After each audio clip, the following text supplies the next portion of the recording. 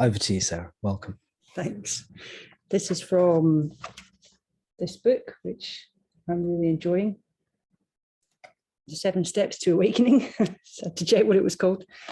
And it's a quote by Sri Muruganar, which I believe comes from the book Sri Guru Ramana Prasadam, translated into English by Robert Butler.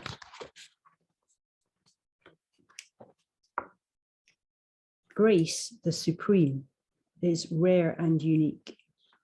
There is nothing that resembles it. To make it the object of one's desire is the most virtuous of desires. As all other desires are quenched through the very desire for it, it will shine in the heart spontaneously.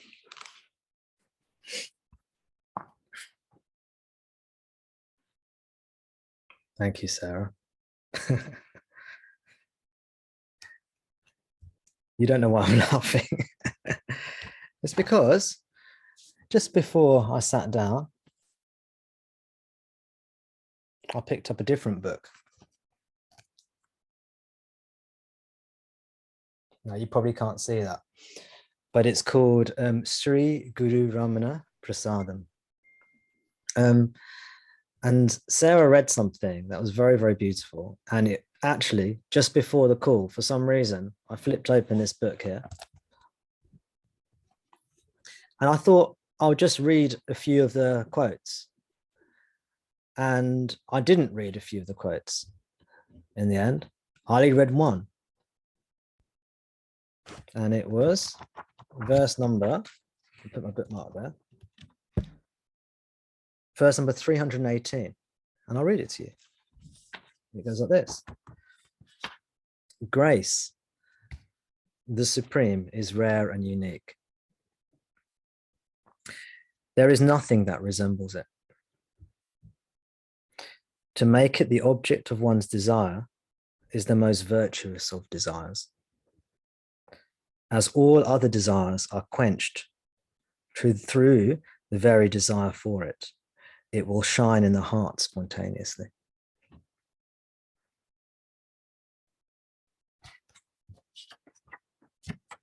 Now, if I'm not mistaken, that's the same verse you just read to us, isn't it, Sarah?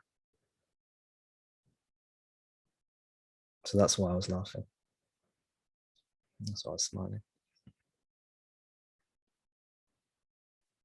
So this book, Sri Guru Ramana Prasadam, is a collection of poetic verses. This is an outpouring of love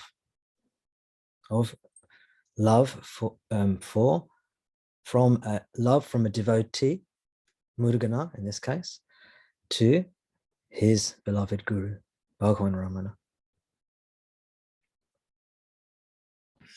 And if you are a devotee of Ramanas, as I consider myself to be, this book is very, very wonderful, very special.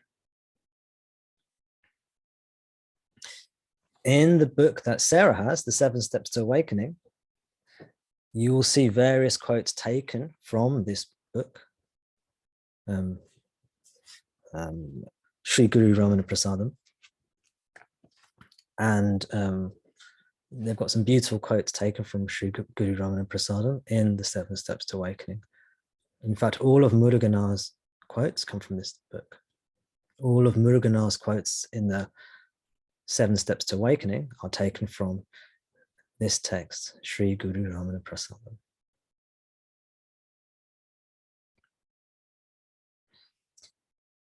I'm trying to think how we translate Sri Guru Ramana Prasadam. Sri Guru Ramana means our respected, our beloved Guru Ramana.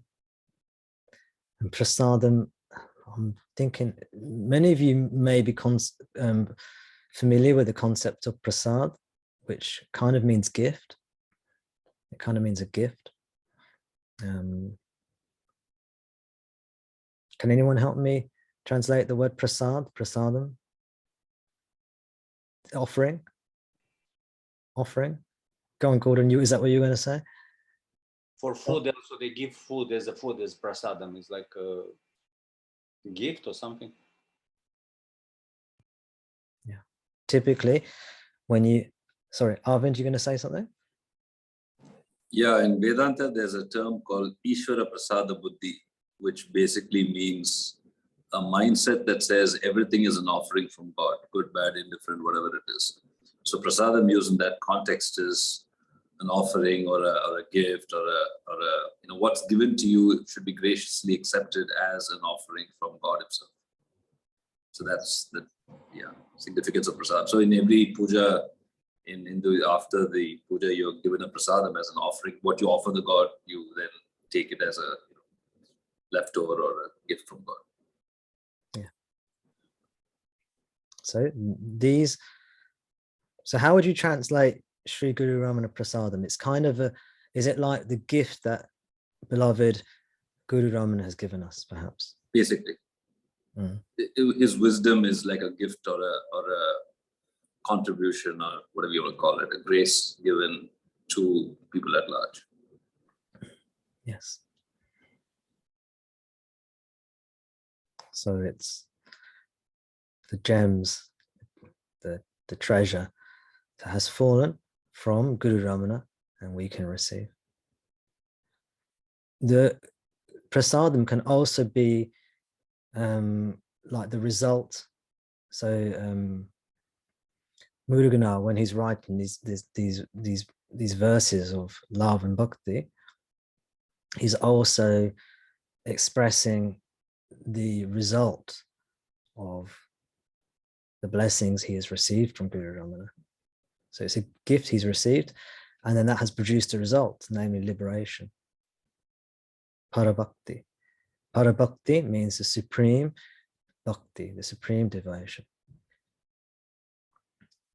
which is liberation. The culmination of parabhakti is liberation. So this is an offering to us and an expression of our love for our Guru. And for me, all these teachings come from the Guru Ramana. And my experience is that as long as you have connection with Guru Ramana, that's all you need. That's all you need. All the blessings, everything else you need will come from that. Just give yourself to him as much as you're able to. Give all of yourself to him. This is all his already, anyway. So we're just returning to him what he already governs, what is already his. We wrongfully think that we own part of this. We own this bit of ourselves, the body, the mind, that we control this bit, but we do not. All is he. He governs everything. He controls the body, the thinking, the mind. It's all his doing. To think something because you're doing is a mistake. So just to correct this mistake, to give it all back to him, this is surrender. This is bhakti. And this is jnana, knowledge, understanding.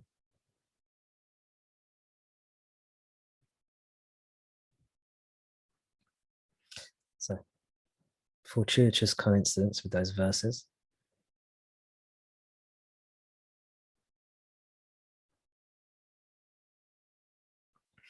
I was thinking actually strange because I thought I'd pick up the book and read a few of these verses to myself. And I just ended up reading that one. I thought that's strange. There you go. I only wanted to read one.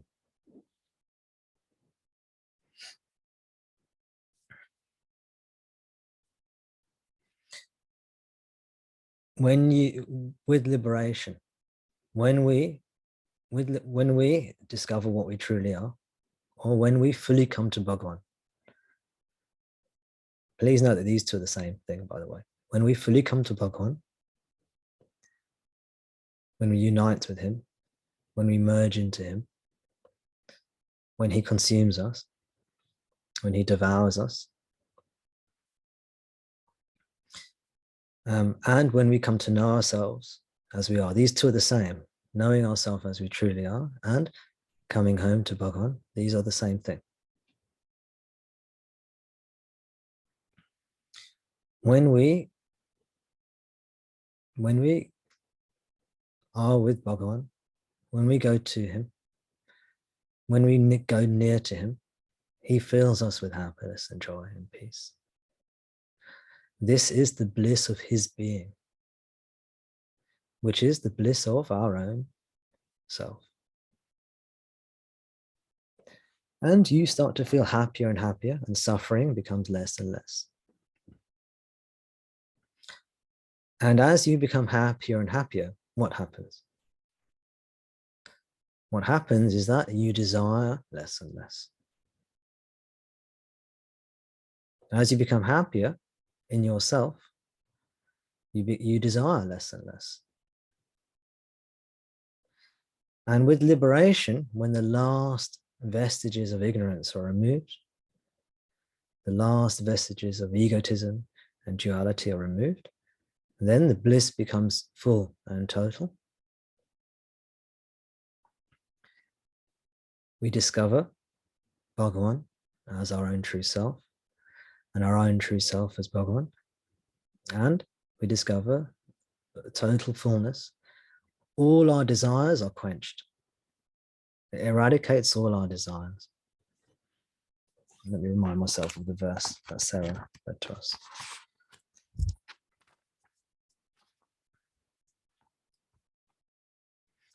The last sentence of the verse goes like this: as all other desires are quenched, through the very desire for it, it will shine in the heart spontaneously.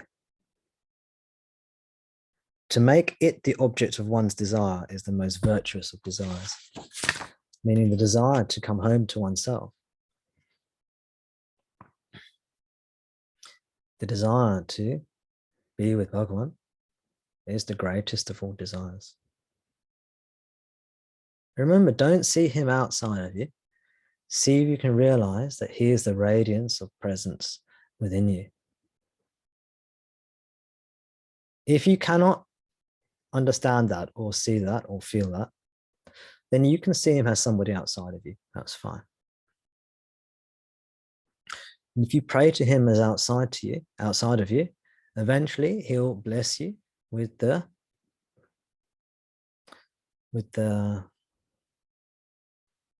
feeling or sense or understanding that he is actually your own very being, that you are he. So eventually, as long as you have connection with Guru Bhagavan, all this will happen as it's meant to happen. But he fills us up with happiness and bliss. And our desire to be with him quenches all our other desires. Because as we come nearer to him, as we come nearer to him, we feel more and more full, happier and happier, less and less needy. Know that you are not the body-mind. You cannot come near to him really as the body-mind. Coming near to him is just ignorance waning. Waning means becoming less. It's just ignorance waning, ignorance reducing. We call this becoming nearer to Bhagavan. Ignorance is taking yourself to be an individual. In truth, the only reality is Bhagavan. Bhagavan Ramana. It's the only reality, the I am. That is what he is.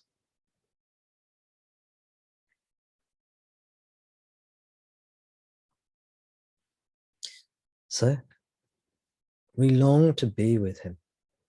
We long to be with God. We long to be with our beloved. We long to just be ourselves. And as we come closer to him, our desires for other things naturally lessen because we're filled up with his love, with his presence. So let us give all our outward things to him and then abide with him in our hearts. This is the practice of surrender and of self-inquiry. We discover him in our hearts. He is shining there eternally, his loving presence radiating out as the center of our being. Center of our being means our heart. Our heart just means the essence, the center of our being.